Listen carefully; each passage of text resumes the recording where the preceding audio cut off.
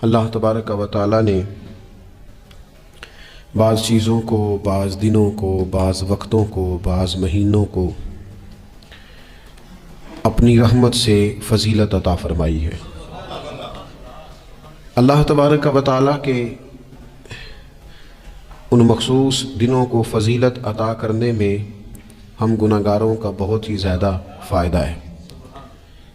جب کچھ چیزیں فضیلت مآب ہو جاتی ہیں، ان کی عظمت بڑھ جاتی ہے، تو اللہ کے بندوں کو کم وقت میں زیادہ نفع کمانے کا موقع نصیب آتا ہے۔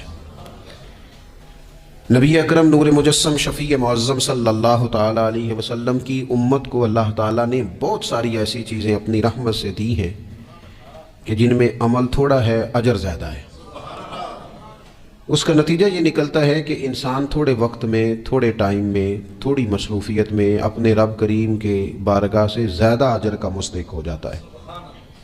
انہی مقدس، معتبر، معنی خیز ایام میں ایک بڑی فضیلت، زیادہ عظمت والا مہینہ ماہ رمضان المبارک ہے۔ قرآن مجید نے صراحت کے ساتھ اس ماہ مقدس کا نام لیا ہے۔ کیا معنی ہے؟ کہ یہ وہ مقدس مہینہ ہے جس کا میرے رب کریم نے نام لیا ہے، اللہ نے نام لیا ہے۔ شہر رمضان الذی انزل فیہ القرآن، فرمایا رمضان کا وہ مقدس مہینہ ہے جس میں اللہ نے قرآن نازل فرمایا ہے۔ اس ماہ نور، ماہ سرور کا نام نامی اللہ تعالیٰ نے قرآن مجید کے اندر ذکر فرمایا۔ حضرت سلمان فارسی رضی اللہ تعالیٰ عنہ ارشاد فرماتے ہیں کہ شعبان المعظم کا آخری دن تھا، اگلے دن رمضان شروع ہونے والا تھا کہ رسول پاک علیہ السلام نے ہمیں رمضان کی فضیلت پر خطبہ ارشاد فرمایا۔ آپ اس بات کو غور سے سمجھیے کہ ایسا مہمان جس کے آنے سے پہلے اس کی فضیلت بیان کی جا رہی ہے، اور فضیلت کون بیان کر رہا ہے؟ امام الانبیاء صلی اللہ تعالیٰ علیہ وسلم۔ یہ صرف ہمارے دلوں کے اندر، امت کے دلوں کے اندر اس ماہ مقدس کی فضیلت کو اور اس کی عظمت کو بٹھانے کے لیے کہ پوری طرح تم اپنے ذہن میں اور اپنے دل میں ایک بات بٹھاؤ کہ ایک عظمتوں والا مہینہ تم پر سایہ فگن ہونے والا ہے، عظمتوں والا۔ حضور نے ایک دن قبل اس کی فضیلت بیان۔ ہمارے ہاں یہ ہوتا ہے کہ ہم کسی چیز کی اہمیت کو لیتے ہیں لیکن سمجھتے ہیں کہ یہ کوئی روٹین ورک ہے، یعنی نارملی ہر سال رمضان شریف آتا ہے، اپنے وقت کے حساب سے چاند بدلتا ہے اور اپنے وقت پر رمضان شریف آ جاتا ہے۔ ہم سمجھتے ہیں کہ مطلب روٹین کا ایک معاملہ ہے، ایک روٹین کی چیز ہے۔ لیکن اگر آپ اس کو اس نظر سے دیکھیں گے نا کہ اس مہینے کے آنے سے پہلے، یعنی ابھی ایک دن بعد آنا ہے رمضان کو، اور آنے سے پہلے حضرت سلمان فارسی فرماتے ہیں کہ نبی پاک نے ہمیں باقاعدہ بلا کے خطبہ دے کے رمضان کی عظمت ہمارے دلوں میں بٹھا، یعنی فکری طور پر اور ذہنی طور پر امت کو تیار کیا۔ فرمایا تم پر ایک ایسا مہینہ سایہ فگن ہونے والا ہے جو مبارک ہے تمہارے لیے، باعث برکت ہے تمہارے لیے۔ تم اپنے آپ کو ذہنی طور پر تیار کرو کہ ایک ماہ نور تمہارے قریب آ رہا ہے۔ جو رمضان، اسلامی عبادات جتنی بھی ہیں نا، وہ مخصوص پوجا پاٹ نہیں۔ اسلامی عبادات میں سے کوئی عبادت بھی ایسی نہیں جس کا مقصد یہ ہو کہ آپ نے اتنے وقت سے لے کر اتنے وقت تک فلاں عمل کرنا ہے۔ جتنی بھی عبادات ہیں اسلامی، وہ اپنے دامن میں کوئی نتیجہ رکھتی ہیں، کوئی رزلٹ رکھتی ہیں، اس کے ثمرات انسانی زندگی پر مرتب ہوتے ہیں۔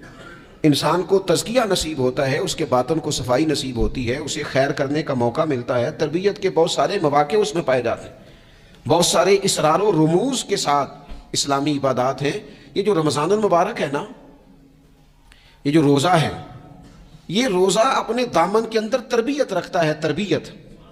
یا ایھا الذین آمنوا کتب علیکم الصیام کما کتب علی الذین من قبلکم لعلکم تتقون۔ اے ایمان والو، تم پر روزے فرض کیے گئے جیسا کہ تم سے پہلے لوگوں پر بھی فرض کیے گئے تھے تاکہ تم تقوی اختیار کرو۔ روزہ تمہیں پرہیزگار بنائے گا، تمہارے اندر سے جو نفسانی چیزیں ہوں گی انہیں نکالے گا، اور اللہ تبارک و تعالیٰ کی طرف تمہارے دل کا رجحان ہوگا، تمہاری روح کا رجحان ہوگا، تمہیں تزکیہ دے گا۔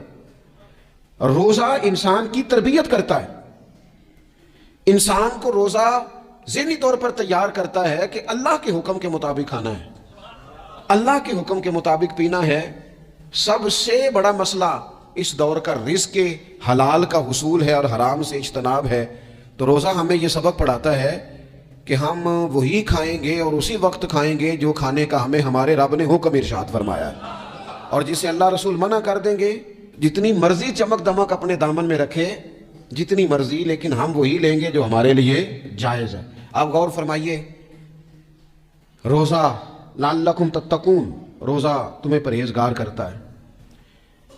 بہت سارے لوگ ایک بات کرتے ہیں کہ عادتیں نہیں بدلی جاتی. یار کوشش کرتا ہوں لیکن میری عادت نہیں تبدیل ہوتی. میں آپ کو ایک رائے دینے لگا ہوں، مشورہ دینے لگا ہوں. میں آپ سے یہ عرض کرنے لگا ہوں کہ موقع آیا ہے رمضان شریف کا. رمضان میں نا بندہ روٹین میں اپنی عادتیں بدلتا ہے. کسی کو سویرے 7 بجے کھانے کی عادت ہے، کسی کو 9 بجے کھانے کی عادت ہے، کوئی صبح ناشتہ نہیں کرتا، دوپہر میں ہی کھاتا ہے. لیکن رمضان آیا تو عادت بدل گئی. 7 بجے والا بھی نہیں کھا رہا، 9 بجے والا بھی نہیں کھا رہا، دوپہر والا بھی نہیں کھا رہا، سارے سحری میں کھا رہے ہیں. عادت بدل گئی، بالکل طبیعت بدل گئی، روٹین چینج ہو گئی. کوئی اٹھ رہا تھا صبح فجر میں اللہ کی توفیق سے، اللہ تعالیٰ معاف فرمائے، تو کچھ ایسے بھی تھے جو 9-10 بجے اٹھ رہے تھے، کچھ الحمدللہ فجر پڑھ کے چلو کسی وجہ سے پھر سو گئے، 10-11 بجے اٹھ رہے تھے، روٹین بدلی ہوئی تھی. رمضان آیا تو بدل گئی، سارے سحری میں اٹھ رہے ہیں.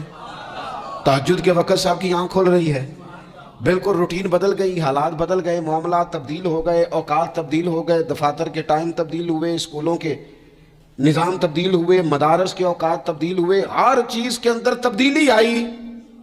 معنی کیا ہے کہ اللہ نے تمہیں موقع دیا ہے کہ عادتیں بدلی جا سکتی ہیں، اپنے آپ کو تبدیل کیا جا سکتا ہے، لائف سٹائل کو چینج کیا جا سکتا ہے. یہ موقع آیا ہے. ایک مہینہ ہے پورا، 2-3 دن 4 دن آپ کی روٹین بگڑ جائے نا سونے کی، یعنی روٹین سے ہٹ کے آپ سونا جاگنا شروع کر دیں تو پھر وہی روٹین بن جاتی ہے. پھر اسی ترتیب سے انسان سارے کام کرتا ہے. تو رمضان میں روٹین چینج ہوگی، سارے تہجد میں اور سحری میں اٹھیں گے. تو اللہ کرے نا یہ روٹین قائم رہے. رمضان میں تو اٹھتے تھے سحری کرنے کے لیے، تو اللہ کرے روٹین بن جائے اور سارا سال اٹھے تہجد کی نماز ادا کرنے کے لیے. اللہ کرے روٹین بن جائے، چیزیں تبدیل ہو جائیں. وہ لوگ جن کو ڈاکٹر کہہ رہے تھے کہ دوائی بھی کھانی ہے اور پرہیز بھی کرنا ہے، تو وہ کہہ رہے تھے جی دوائی کھانا تو آسان ہے، پرہیز کرنا مشکل ہے. تو بدلنے لگی ہے نا روٹین، آ گیا نا رمضان، پرہیز کا ٹائم شروع ہو گیا. لہذا بہترین فائدہ یہ ہوگا کہ رمضان میں پرہیز ہوگی. ڈائٹ پلان بالکل بنایا جا سکتا ہے، اس میں چیزوں کو بالکل مرتب کیا جا سکتا ہے. تو رمضان شریف کے آنے سے پہلے ذہنی طور پر اپنی عادات کی تبدیلی کا پروگرام بنائیں. عادتیں بدل جایا کرتی ہیں.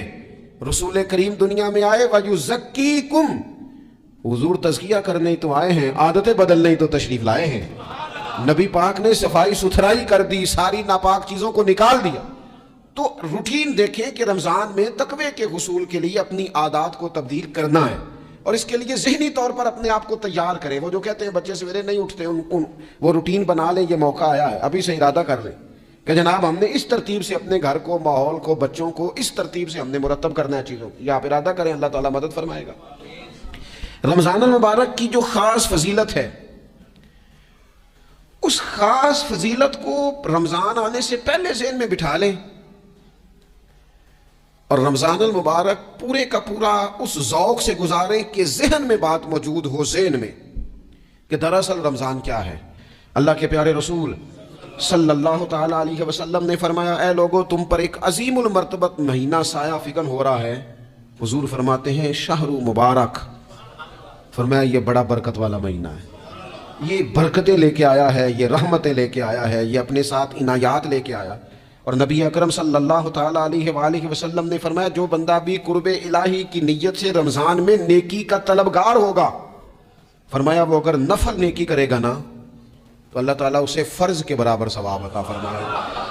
اور حضور علیہ السلام فرماتے ہیں جو اس مہینے میں ایک فرض ادا کرے گا اللہ 70 فرضوں کے برابر اجر عطا کرے گا. اپنے ذہن میں ایک بات بٹھائی جائے، ذہن میں یہ بات بٹھائی جائے کہ یہ نا برکت والا مہینہ ہے، اس میں میرا ثواب بڑا ضربوں کے ساتھ آگے بڑھے گا. ایک ذہن بنایا جائے اور پھر ثواب اکٹھا کرنا شروع کر دیا جائے. پھر وہ ترتیب بنا لی جائے، کاروباری نہیں، روحانی ترتیب، کاروباری نہیں، یعنی نئے سے نئے سٹال نہ تیار کیے جائیں. مہنگائی کیسے کرنی ہے، اور کس طرح کر کے کن چیزوں کی آج کل مانگ ہوگی، کس ترتیب سے سودا پہلے ہی خریدنا ہے، مہنگا کیسے کرنا ہے، اللہ معاف کرے مصنوعی قلت کیسے پیدا کرنی ہے، کمائی کیسے کرنی ہے۔ رمضان کے اندر جناب لوگ ساری ترتیب لگا کے ساری، میرے ایک دوست ہیں میڈیکل کے شعبے سے وابستہ ہیں، تو مجھے کہنے لگے کہ ڈاکٹر بھی اپنی روٹین بدلتے ہیں اور معدے والی ساری دوائیاں بھی اکٹھی کر لیتے ہیں کیونکہ رمضان آنے والا ہے، یہ زیادہ لوگ استعمال کریں گے۔ تو وہ ماحول نہ پیدا کریں کہ ہر چیز دنیا داری ہو جائے، ہر چیز دنیا داری نہیں، ہر چیز کو ایک نیا روپ دے دیا جائے اور نیا سے نیا مال کمانے کا سلیقہ بنایا جائے۔ میں اکثر کہا کرتا ہوں کہ رمضان تو اس لیے تھا نا کہ اس میں کم کھانا ہے، تھوڑا کھانا ہے، لیکن اگر بندہ کہے کہ میں نے صبح کا چونکہ کھایا نہیں لہذا اب شام کو اتنا کھانا ہے کہ ہفتے سے پہلے ڈاکٹر کے پاس بھی جانا ہے، میں نے وہ سارا پوری کر دیا روٹین، تو پھر وہ مقصد کو نہیں نہ سمجھا، پھر اس نے اس خوبصورتی کو نہیں پایا جو خوبصورتی اس کو دین دینا چاہتا تھا۔ ایک تو رمضان کی فضیلت کو سمجھنا، اور پھر جب ہم روزہ دار ہیں، ہم نے روزہ رکھا ہوا ہے،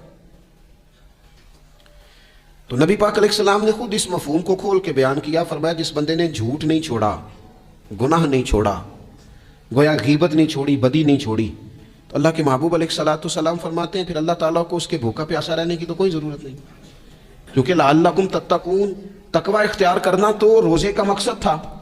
اور اگر اس نے وہ بات کو سمجھا ہی نہیں، استاد کے لیے صرف استاد ہو جانا ہی ضروری نہیں، اس کو پھر اپنے منصب کا لحاظ کرنا بھی ضروری ہے کہ میں استاد ہوں۔ والد کا صرف والد ہو جانا ہی کمال نہیں، اس کو پھر اس منصب کے تقاضوں کو بھی سمجھنا چاہیے کہ میں ایک باپ ہوں، اب میں روٹین میں وہ آزاد نہیں ہوں کہ جہاں میرا جی چاہے گا جاؤں گا، جہاں میری طبیعت چاہے گی میں کھاؤں گا، جہاں میرا دل کرے گا میں وہ کام کروں گا۔ اب آپ سرپرست ہیں، سربراہ ہیں۔ انسان دیکھیں نا، ایک شخص ہے وہ عالم ہے، اب علم پڑھ لینا صرف کمال نہیں، وہ اپنے منصب کو بھی تو سمجھے نا، اس منصب کے وقار کو، اس کے لحاظ کو بھی تو سمجھے نا۔ ایک آدمی اگر عمر رسیدہ ہے، بڑا ہے، بزرگ ہے، اور وہ چاہتا ہے کہ میری بزرگی کی وجہ سے میرا اکرام کیا جائے، تو اسے اپنے منصب کا بھی لحاظ کرنا پڑے گا۔ اس کو حضرت سعدی فرمایا کرتے تھے میں نے 18 سال کے بزرگ دیکھے اور میں نے 75 سال کے بچے دیکھے۔ حضور کیا مطلب؟ فرمانے لگے عمر ہو گئی لیکن اپنے منصب کا خیال نہ کیا، عادات بچوں والی رہی۔ اور فرماتے میں نے ایسے لوگ دیکھے جن کو شروع وقت میں ہی اللہ والوں کی صحبت نصیب آئی، تو وہ جو بزرگی ہے وہ پھر عمر کی وجہ سے نہیں ملی، وہ اللہ نے علم اور عمل کی وجہ سے عطا فرما دی۔ تو اپنے منصب کا لحاظ کرنا کہ میرا یہ منصب ہے۔ اسی طرح جب ہم نے روزہ رکھا ہوا ہوگا نا، تو پھر ہم نے اس منصب کا بھی لحاظ کرنا ہے کہ میں روزے دار ہوں۔ پھر خالی بھوکے پیاسا نہیں رہنا۔ رسول پاک صلی اللہ تعالیٰ علیہ وآلہ وسلم نے پتہ ہے روزے دار کی فضیلت کیا بیان فرمائی؟ اللہ کے محبوب صلی اللہ تعالیٰ علیہ وسلم فرماتے ہیں کہ رب فرماتا ہے ابن آدم کا ہر عمل اس کے لیے ہے، روزہ میرے لیے، اور فرمایا میں خود جزا دوں گا روزے کی، میں خود جزا دوں گا روزے کی۔ اور حضور فرماتے ہیں روزہ ڈھال ہے، جو شخص روزہ دار ہو وہ بےہودگی سے، فحش گوئی سے اجتناب کرے۔ اور اللہ کے محبوب صلی اللہ تعالیٰ علیہ وسلم فرماتے ہیں اگر کوئی شخص اسے گالی دے، اگر کوئی شخص اس سے جھگڑا کرنا چاہے تو پتہ کیا جواب دے؟ اسے کہے بھئی میں روزے دار ہوں، میرے منصب کا تقاضا نہیں کہ میں تیرے ساتھ الجھوں۔ اور رسول پاک صلی اللہ علیہ وسلم فرمانے لگے اوہو اتنی بڑی بات۔ حضور فرمانے لگے، یہ صحیح مسلم کے لفظ ہیں، کریم محبوب فرمانے لگے مجھے اس رب کی عزت کی قسم جس کے قبضے میں محمد عربی صلی اللہ علیہ وسلم کی جان ہے، حضور فرماتے روزہ دار کے منہ کی خوشبو اللہ تعالیٰ کے نزدیک قیامت کے دن مشک کی خوشبو سے بھی زیادہ وقت والی ہوگی۔ اس کے منہ سے جو خوشبو آتی ہے قیامت میں مشک پیچھے رہ جائے گا، اور رب کی بارگاہ میں صرف روزہ دار کے منہ سے، اگر تیرے منہ کی خوشبو رب کو اتنی پسند ہے تو تجھے بھی تو اپنے منصب کا خیال ہونا چاہیے کہ میں نے روزہ رکھا ہوا ہے، میں روزہ دار ہوں۔ اور میرے نبی پاک علیہ السلام کے یہ دو لفظ ہیں نا، وہ صوفیاء ہیں نا، اللہ کے نیک بندے جو ساری زندگی تڑپتے رہے کہ کبھی یہ حقیقت منتظر نظر آنا لباس مجاز میں، کبھی مالک ایک دفعہ کبھی تیرا جلوہ ملے، کبھی یہ حقیقت منتظر نظر آنا لباس مجاز میں۔ लाखों सजदे तड़प रहे हैं मेरी जबीन नियाज में, और जो सारी ज़िंदगी कहते रहे कि हम तो उम्र दराज मांग के लाए थे 4 दिन, 2 आरज़ू में कट गए, 2 इंतज़ार में, कि देखो उन्हें इनाम मिलने लगा है। जो उसकी राह के सवाली थे, जो उसके रास्ते के मुसाफिर थे, जो उसे पाना चाहते थे, जो उसकी दीद करना चाहते थे, जो उसे मिलना चाहते थे, मेरे रसूल पाक अलैहिस्सलाम ने फरमाया रोज़ादार को 2 खुशियां मिलेंगी। एक खुशी उस वक्त मिलती है जब वो इफ्तार करता है, और फरमाया एक खुशी उस वक्त मिलेगी जब वो अपने रब से मुलाकात करेगा, जब वो उससे मिलेगा, तो उस वक्त रोज़ादार को खुशी होगी। मेरे दोस्तों, खुशी तो जो होगी सो होगी, लेकिन ये लफ्ज़ बड़े हसीन नहीं कि रोज़ादार की रब से मुलाकात होगी। ये ही लफ्ज़ बड़े बाकमाल नहीं। एक रवायत में तो ये है ना कि रोज़ा मेरे लिए है, मैं उसकी जज़ा दूंगा, और एक रवायत में ये है कि रोज़ा मेरे लिए है और रब फरमाता है मैं खुद रोज़े की जज़ा हूँ। यानी बाकी नेकियों पर सवाब मिलेगा, रोज़ा रखने वाले को रब रहमान मिलेगा। नबी अकरम सल्लल्लाहु तआला अलैहि वसल्लम के उम्मत के सूफिया ने ना कुछ चीज़ों को बड़ा खोला है। आरफ रूमी कहते हैं कि एक दिन ना महमूद गजनवी ने खजानों के दरवाजे खोल दिए और फरमाया भाई मैंने आज हर चीज़ खोल दी है, जो जिस चीज़ पे हाथ रखेगा वो उसी की हो जाएगी। लोग दौड़े, कोई सोने की तरफ, कोई चांदी की तरफ, कोई जायदादों की तरफ, कोई खजाने की कुंजियों की तरफ, कोई बड़े बेहतरीन घोड़े और ऊँटों की तरफ। लोग दौड़ गए, जो जिस पे हाथ रखेगा उसी का। सब भाग गए। अय्याज बैठा है, ना वो हुस्न में रही शोखियाँ, ना वो इश्क में रही गर्मियाँ, ना वो गजनवी में तड़प रही, ना वो खम है जुल्फ़े अय्याज में, वो लज्जतें कहाँ। अय्याज चुप करके बैठा है। फिर महमूद ने अय्याज की तरफ मुखातब करके कहा, अय्याज उठना नहीं, आज लूट सेल लग गई है, जो जिस चीज पे हाथ रखेगा उसी की। अय्याज कहने लगा बात पक्की है ना? तो महमूद खुश थे, मूड बड़ा अच्छा था, कहा बिल्कुल पक्की है। तो अय्याज कहने लगे चलो ठीक है। अय्याज उठे, पीछे से जाके ना तो महमूद के कंधे पे हाथ रख दिया।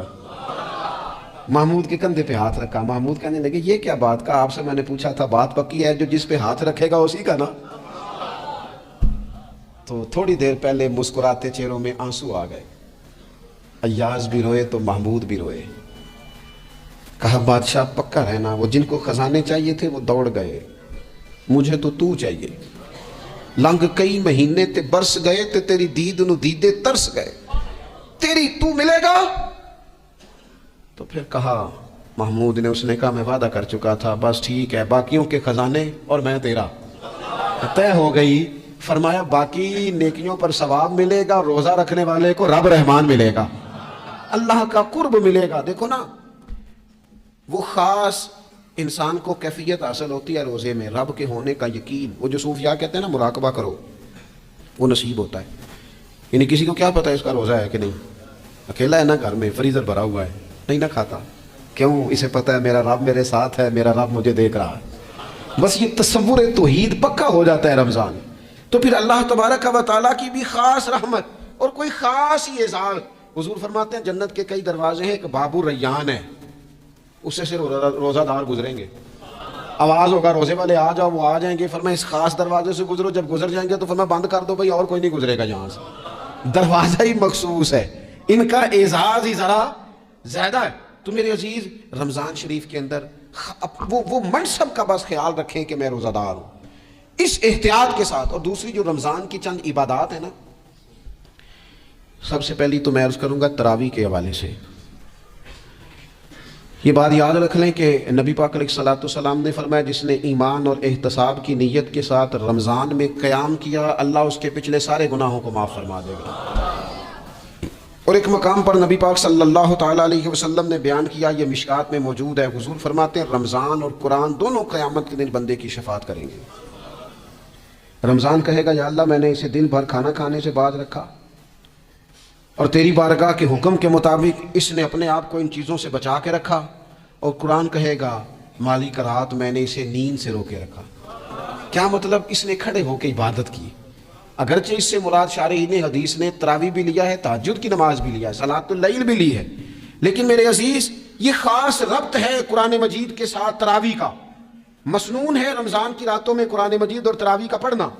अगर थोड़ी सी ना तबीयत में सिर्फ तब्दीली पैदा की जाए, मैंने देखा है कि जो लोग कहते हैं ना मेरा वक्त बड़ा कीमती है, بڑی ساری جگہوں پہ آپ کو بیٹھنا پڑتا ہے، بیٹھیں آپ 2 گھنٹے بیٹھے ہیں، 3 گھنٹے بیٹھے ہیں۔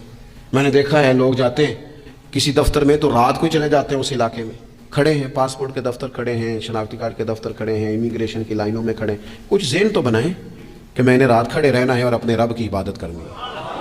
تراویح کو ذرا ذوق سے آپ اگر تھوڑا ارادہ کر لیں گے نا، یعنی کوئی ایسا مشکل کام نہیں، میری تو رائے یہ ہے کہ پہلے 3-4 دن ذرا جم کے ذہن بنائیں اور تھوڑا سا نا روٹین کو بدلنے کی کوشش نہ کریں۔ جس امام صاحب کے پیچھے تراویح شروع کریں، کوشش کریں ساری وہیں پڑھیں۔ روٹین بدلنے سے بھی سستی آتی ہے، ایک دن یہاں گئے 2 دن وہاں گئے، تو یہ روٹین بدلنے سے بھی بعض اوقات سستی آتی ہے۔ کوشش کریں ایک جگہ پہ قرآن شریف سننا شروع کریں اور پھر پورا قرآن مجید وہیں پہ سنیں اور تھوڑا ذہن بنائیں۔ میں نے دیکھا ہے ہمارے استاد صاحب اس طرح کیا کرتے تھے کہ بہت تھوڑا کھانا افطاری کے وقت، تھوڑا، اور ان سے کہا جاتا بزرگ آدمی ہے، اتنا کم کھانا کیسے نظام چلے گا؟ تو فرماتے تھے میں 1 چپاتی اور آدھی چپاتی کھا لوں گا لیکن تراویح کے بعد، اب اگر زیادہ کھانا کھاؤں گا تو طبیعت میں سستی آئے گی، میرے لیے کھڑا ہونا مشکل ہو جائے، سادہ سا کھانے کے ساتھ افطاری کی جائے گی۔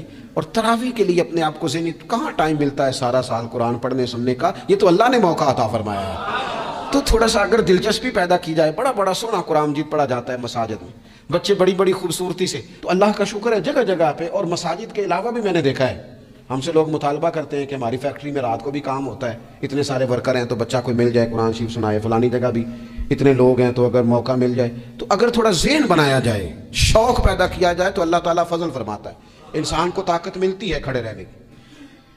ایک تو تراویح، روزہ، تراویح، اور تیسری بات ہے سحر اور افطار۔ یہ جو سحری اور افطار، یہودی جو تھے نا وہ سحری نہیں کرتے تھے، سحری کا نام و نشان نہیں تھا، روزہ رکھتے سحری نہیں کرتے، تو نبی پاک صلی اللہ تعالیٰ علیہ وسلم نے فرمایا ہمارے اور یہودیوں کے درمیان فرق ہی سحری کا ہے، اور نبی پاک صلی اللہ تعالیٰ علیہ وآلہ وسلم نے فرمایا سحری کھایا کرو، سحری کھانے میں برکت ہے۔ اور اگلی بات سننی آپ نے تو خوش ہو جانا ہے، سحری کو معمولی نہ سمجھے، سحری کرنا عبادت ہے۔ ہاں آپ مت سمجھیں کہ میں روٹی کھا رہا ہوں، یہ تو میرے سامنے دہی رکھا ہوا ہے، یہ تو سالن رکھا ہوا ہے، یہ تو اچار رکھا ہے، تو چپاتیاں رکھی ہیں، سحری کھانا عبادت ہے۔ آپ صبح اٹھے، آپ کی تو روٹین ہی اور تھی، تو 7 بجے کھاتے تھے، 9 بجے کھاتے تھے، یہ جو آپ صبح کھا رہے ہیں اٹھ کے سحری میں، اپنی مرضی سے تھوڑی کھا رہے ہیں، یہ تو کسی کے کہنے سے کھا رہے ہیں، یہ تو کسی کے بٹھائے بیٹھے ہیں۔ یہ جو سحری کا لنگر ہے یہ رب رسول کی رحمت کے ساتھ عطا ہوتا ہے، یہ کرم ہے، یہ اللہ رسول کے بٹھائے بیٹھے۔ کیا میرے رسول پاک صلی اللہ تعالیٰ علیہ وآلہ وسلم نے بات کھول لی ہے، ترغیب و ترہیب میں حدیث ہے، اللہ کرے یہ کبھی چسکا لگ جائے، یہ والا مزہ آ جائے، تو پھر تو گھر میں دسترخوان نہیں بچھا ہوا ہوگا، پھر تو رنگ ہی کوئی اور ہوگا۔ حضور فرماتے ہیں اللہ تعالیٰ اور اس کے فرشتے سحری کھانے والوں پر رحمتوں کا نزول فرماتے ہیں۔ کھائی روٹی جا رہی ہے، پکا ہوا کھانا ہے، لیکن حضور فرماتے ہیں رب بھی رحمتیں فرما رہا ہے اور اللہ کے حکم سے فرشتے بھی رحمتوں کا نزول کر رہے ہیں سحری کھانے والوں پر۔ تو خوب توجہ سے، ذوق سے، شوق سے۔ اور پھر جو افطار کا معاملہ ہے، حضور فرماتے ہیں جب روزہ کھولنے والا روزہ کھولتا ہے تو جو دعا مانگتا ہے رب قبول فرما لیتا ہے۔ یعنی افطار کا وقت ایسا ٹائم ہے جو دعاؤں کی قبولیت کا وقت ہے۔ افطار کرنا بھی ہے، کرانا بھی ہے۔ مہنگائی ذرا عروج پہ چلی گئی ہے، میں بار بار کہتا ہوں، مجھ سے نا لوگ دعا کے لیے مجھے کہتے کہتے اپنے کئی دکھ بتا دیتے ہیں۔ تھوڑا سا نا افطاریاں مہربانی فرمائیے گا سیاسی نہ کیجیے گا۔ وہ جن سے مال لیتے ہیں، وہ جن کو مال دیتے ہیں، وہ جن سے ووٹ لینے ہیں، وہ جنہوں نے ووٹ لینے ہیں، اس بنیاد پر سحر افطار کے بندوبست نہ کریں رضا الہی کے لیے۔ میرے محبوب فرماتے جس نے رب کی رضا کے لیے کسی کو افطار کرایا، جتنا ثواب اللہ روزہ رکھنے والے کو دے گا اتنا افطار کرانے والے کو بھی عطا کرے۔ اور ایک حدیث تو آپ پڑھیں گے تو جھوم جائیں گے، سنیں گے تو خوش ہو جائیں گے، المعجم الکبیر میں موجود ہے۔ نبی پاک علیہ السلام فرماتے ہیں جس نے حلال کھانے اور حلال پانی سے کسی کا روزہ افطار کرایا نا، ذرا دیکھنا غریبوں کے گھروں کو جھانکنا، ذرا اپنے عزیزوں میں ایک نظر دوڑا لینا، ذرا رمضان کی نیت کر کے رمضان سے پہلے ہی غرباء تک راشن پہنچا دینا، ان کی فکر دور ہو جائے، وہ پہلی شام ہی اپنے بچوں کے ساتھ آسودہ حال ہو کے بیٹھے، دیکھ لینا یہ نہ ہو کہ ایک بھائی کھول کے کھا رہا ہو اور دوسرے کے بچے منتظر ہوں کہ آج سحر افطار میں کیا کرنا ہے۔ اپنے گلی محلے میں دیکھ لینا، ہم اس رسول کے ماننے والے ہیں جنہوں نے فرمایا میں اسے مومن ہی نہیں جانتا جو پیٹ بھر کے کھائے اور اس کا ہمسایہ بھوکا رہ جائے، تھوڑا سا اپنے ارد گرد نظر ڈال لینا۔ المعجم الکبیر میں حدیث موجود ہے، اللہ کے پیارے رسول صلی اللہ تعالیٰ علیہ وسلم نے فرمایا جس نے حلال پانی سے، حلال روٹی سے کسی کا روزہ افطار کرایا تو فرمایا فرشتے اس بندے کے لیے رمضان کے دنوں میں، رمضان کی گھڑیوں میں دعا کرتے ہیں، اور جناب جبریل امین اس کے لیے شب قدر کی رات دعا کرتے ہیں۔ حضرت جبریل شب قدر میں دعا کریں گے، خاص رات، یا اللہ اس بندے پر فضل فرما، اس نے تو غریب آدمی کو افطار کرا۔ یہ ایک عبادت ہے، اس عبادت کا خیال کریں۔ پھر اعتکاف آئے گا، رمضان کے آخری 10 دنوں کا اعتکاف۔ اسلام میں رحمانیت نہیں ہے، لیکن کبھی کبھی سب سے کٹ کے اپنے رب کے ساتھ جڑ جانا، کچھ رات کی عبادتیں، کچھ تنہائی کے اذکار، کچھ درود و سلام کا ذوق، یہ ان ساری خوبصورتیوں میں سے ایک خوبصورتی اعتکاف بھی ہے۔ اللہ کے پیارے رسول علیہ الصلوۃ والسلام ہمیشہ اعتکاف کرتے، اور حضرت عطا بن رباح رضی اللہ تعالیٰ عنہ کیسی خوبصورت بات ارشاد فرماتے ہیں، معتکف تو اس آدمی کی طرح ہے جیسے کسی بندے کو کسی کے ساتھ کوئی کام پڑ جائے نا تو وہ جا کے اس کے دروازے پر بیٹھ جاتا ہے کہ جب تک میرا کام ہوگا نہیں میں جاؤں گا نہیں۔ فرماتے ہیں یہ اعتکاف والا بھی آ کے رب کریم کے گھر بیٹھ گیا ہے کہ جب تک تو معاف نہیں کرے گا میں جاؤں گا نہیں، جب تک تو بخشش نہیں کرے گا میں اس دروازے سے ہٹوں گا نہیں۔ حضرت ابن عباس رضی اللہ تعالیٰ عنہ نبی پاک علیہ السلام کے روضہ انور کی طرف اشارہ کر کے کہا کرتے تھے زیادہ دیر نہیں ہوئی، اشارہ کر کے کہتے تھے زیادہ دیر نہیں ہوئی، اس روضہ مبارک میں آرام فرما۔ رسول رحمت علیہ السلام سے میں نے اپنے کانوں سے سنا ہے، اور جب یہ بات ارشاد فرماتے تھے تو روتے بھی تھے۔ فرماتے ہیں میں نے خود نبی پاک علیہ السلام سے سنا ہے کہ جو شخص اللہ تعالیٰ کی رضا کے لیے ایک دن کا بھی اعتکاف کرے گا نا، اللہ تبارک و تعالیٰ اس کے اور جہنم کے درمیان 3 خندقوں کی آڑ بنا دے گا، اور فرمایا ان کی مسافت زمین و آسمان سے بھی زیادہ ہوگی۔ یہ 3 خندقیں اتنی بڑی جن کی چوڑائی زمین آسمان سے بھی زیادہ ہوگی، ایک دن اعتکاف کر لے تو اللہ اس بندے کو دوزخ سے اتنا دور فرما دے گا۔ بہت سارے لوگ ہیں جن کو بڑا ٹائم ملتا ہے چھٹیاں گزارنے کے لیے، کبھی کسی سیاحتی مقام پر، کبھی کسی سیاحتی مقام پر، خرچہ بھی مل جاتا ہے، کام بھی ہو جاتا ہے، سارے سلسلے بن جاتے ہیں، بڑی بڑی جگہوں پہ لوگ جا کے ٹائم گزارتے ہیں، تو ایسا نہ ہو کہ 10 دن اللہ کے گھر میں بھی گزارے جائیں۔ علماء نے لکھا ہے کہ کوشش تو کریں ہر سال اعتکاف ہو، نہ ہو سکے تو چلو چند سالوں کے بعد ہو جائے، اور فرماتے ہیں کہ زندگی میں ایک دفعہ تو اس سنت کو ضرور ادا کرنا چاہیے۔ کوئی بندہ ایسا نہ ہو جو محروم رہ جائے، زندگی میں ایک بار صحیح پر اعتکاف کے ساتھ اپنے آپ کو وابستہ ضرور کرے۔ رمضان المبارک کے اندر آخری اشرا شب قدر کی تلاش کا اشرا ہے۔ اللہ کے پیارے رسول صلی اللہ تعالیٰ علیہ وسلم ان 10 دنوں میں خود بھی عبادت کرتے تھے اور گھر والوں کو بھی جگایا کرتے تھے، اور اپنے اہل خانہ کو تاکید فرماتے تھے کہ اٹھو اٹھو، آگے بڑھو، یہ آرام کرنے کے دن نہیں ہیں۔ ہمارے ہاں یہ ہوتا ہے کہ وہ جو آخری 10 دن زیادہ عبادت کے تھے، شب قدر کی تلاش کے تھے، وہ آخری 10 دن سارے بازار میں گزر جاتے ہیں، کپڑے سلوائے جا رہے ہیں، کپڑے خریدے جا رہے ہیں، جوتے خریدے جا رہے ہیں، واپس کیے جا رہے ہیں، دوبارہ لیے جا رہے ہیں، سفر ہو رہا ہے، آنا جانا ہو رہا ہے، عیدیاں بٹ رہی ہیں۔ تو یہ سارے کام جو آخری عشرے میں کرنے ہیں، جو زیادہ عبادت کے دن تھے، وہ سارے کام تو رمضان سے بھی پہلے کر لینے چاہیے۔ کپڑے رمضان سے پہلے خریدے جائیں، پہلے سلوا لیے جائیں، جوتے پہلے لے لیے جائیں، ضرورت کے کام پہلے کر لیے جائیں، جہاں آپ کو جو بانٹنا ہے وہ رمضان سے پہلے کریں۔ وہ مفت کی اپنے دل کو مطمئن کرنا کہ اب میرے پاس یہ بڑے میں خیر کا کام کرنے نکلا ہوا ہوں، میں عیدی بانٹنے جا رہا ہوں، یہ پہلے بانٹنے تھے۔ یہ عجیب بات ہے کہ جو زیادہ وقت مسجد میں گزارنے کا ٹائم تھا وہ سارا ہم نے ضائع کر دیا، وہ ادھر ادھر بازاروں کی نظر ہو گیا، میل ملاپ کی نظر ہو گیا۔ تو اگر چیزوں کو مرتب کیا جائے، میں تو دوستوں سے کہا کرتا ہوں زکوٰۃ کا حساب، صدقات کا حساب، صدقات فطر کا حساب، جتنے بھی روٹین کے کام ہیں اس کو کوشش کریں رمضان شریف سے پہلے آپ ترتیب دیں، آپ ان چیزوں کو پہلے سے مرتب کریں تاکہ وہ بہترین ہو جائیں۔ ہم تو اس دین کے ماننے والے ہیں جہاں نیت کرو تو اجر شروع ہو جاتا ہے۔ آپ رمضان کی نیت سے جو آج خرچ کریں گے اس کو اللہ تعالیٰ رمضان کے ثواب کے برابر ہی اجر عطا فرمائے۔ لیکن وہ ہم کچھ لوگ بڑا ایک صاحب مجھ سے کہنے لگے جی میں نے سنا ہے صدقہ فطر آخری عشرے میں ہی دینا چاہیے۔ میں نے کہا آپ کا پروگرام تب دینے کا، اس لیے آپ نے یہ گاڑا کر کے سن لیا، ذرا اس کو آپ نے زیادہ غور سے سن لیا ہے۔ آپ جب ضرورت محسوس کریں، جب آپ سمجھیں کہ کسی کو ضرورت ہے، ضرورت کے وقت کوئی چیز کام نہ آئی تو پھر کب جا کے کام آئی۔ تو میری آپ سے یہ اپیل رہے گی کہ پہلے سے چیزوں کو مرتب کریں، معاملات کو پہلے سے طے کریں۔ وہ لوگ بڑے اچھے ہوتے ہیں جو وقت پر منصوبہ بندی کرتے ہیں، جو چیزوں کو ٹائم پہ مرتب کرتے ہیں۔ وہ ٹائم جو ہمارا بالکل اللہ کی بارگاہ میں حاضری کا ہے، عبادات کا ہے، اگر وہ سارا گاڑیوں کی نظر ہو جائے گا، اسفار کی نظر ہو جائے گا تو ہم نے حاصل کیا کیا؟ ایک بات آخر میں بڑے درد کے ساتھ آپ کی خدمت میں عرض کرنی ہے، ہر سال کہتا ہوں، اس سال بھی کہوں گا، ذاتی اخراجات کو کچھ کم کیا جائے۔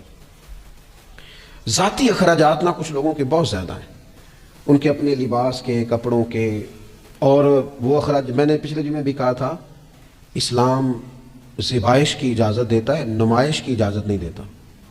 نمائش والے کام اگر تھوڑے چھوڑ دیے جائیں کچھ بھی نہیں ہوتا۔ میں تو شاید اگر میں سینکڑوں کہہ دوں تو غلط نہیں ہوگا، لیکن بیسیوں تو لوگ ایسے ضرور ہوں گے کہ جو عید ساری سو کے گزارتے ہیں، سارا دن سوئے رہتے ہیں، پتہ نہیں وہ اتنے مہنگے مہنگے کپڑے کس لیے خریدتے ہیں، عید کی نماز بڑی سو گئے، اور بھئی آپ کا فون بند تھا جی، میں سو رہا تھا جی، تو بھئی وہ جو آپ نے 1.5 مہینہ درزی کے پاس آنا جانا لگایا وہ کس مقصد کا؟ رات کوئی پہننا تو کوئی پرانا جوڑا پہن لیتے۔ ایسی مصیبت کیا بنی ہوئی تھی؟ اتنے مہنگے کپڑے خریدے، اتنا مہنگا جوتا لیا اور دن سارا سو کے گزار دیا۔ ذاتی اخراجات کم کریں۔ پتہ کیا ہے، فرق بہت بڑھتا جا رہا ہے، بہت بڑھتا جا رہا ہے۔ یعنی ایک جگہ پہ چیزیں پڑی ہیں، خراب ہو گئی ہیں، کھانے کا ٹائم نہیں، پہننے کا ٹائم نہیں، اور ایک جگہ وہ ہے کہ جہاں لوگ دوائی کو ترس رہے ہیں۔ گندم امیر شہر کی ہوتی رہی خراب، اور بچی کسی غریب کی فاقوں سے مر گئی، اور کسی نے کہا تھا کہ غریب شہر تو فاقوں سے مر گیا لیکن امیر شہر نے ہیرے سے خودکشی کر لی، اللہ معاف فرمائے۔ تو بہت ساری جگہوں پہ لوازمات زیادہ ہیں، اخراجات زیادہ ہیں، تکلفات زیادہ ہیں۔ اس رمضان میں مہنگائی کا جو زور ہے، حالات کی جو سنگینی ہے، اور تھوڑا پیچھے جائیں تو غریب علاقوں میں جس قسم پوسی کے ساتھ لوگ اپنا وقت بتا رہے ہیں، اگر صرف امیر لوگ اپنے کچھ ذاتی اخراجات کو کنٹرول کرنے میں کامیاب ہو جائیں تو بڑے سارے لوگ ایسے ہیں جن کے لیے وہ خوشیاں بانٹنے کا ذریعہ بنیں گے، اسباب۔ اور ویسے بھی زندگی سادہ کریں، آسان ہو جائے گی۔ زمین پر چلیں، آپ محسوس کریں گے کہ زندگی بہتر ہو گئی ہے، آسانی والی ہو گئی ہے۔ اللہ کی بارگاہ میں دعا کرتا ہوں اللہ تعالی ہم سب کو سمجھ نصیب فرمائے۔